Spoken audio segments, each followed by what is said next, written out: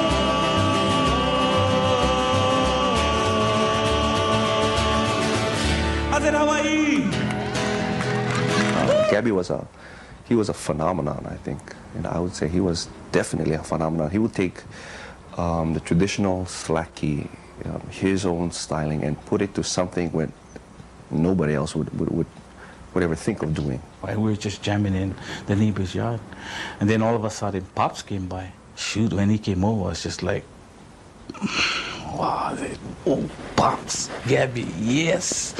And that stuck with me from a long time, and that was my first experience with Gabby. The way we do it is a modified, it's not really slack, it's a modified way. And the way we do it is, everything is not tuned to slack, but the way we play it, people think, well, like when we do our album, they think, hey, who was doing that slack key part? But there wasn't a slack key part. Leonard Kwan Sr. has been playing Kihoalu for nearly half a century. Last April, he was recognized by the music industry at the Na Hoku Hanuhanu Awards when they presented him with the 1993 Banco Kihoalu Award. For Leonard, it's been a family affair. He's taught his sons his music, and today, Kevin and Leonard Jr. join him on stage.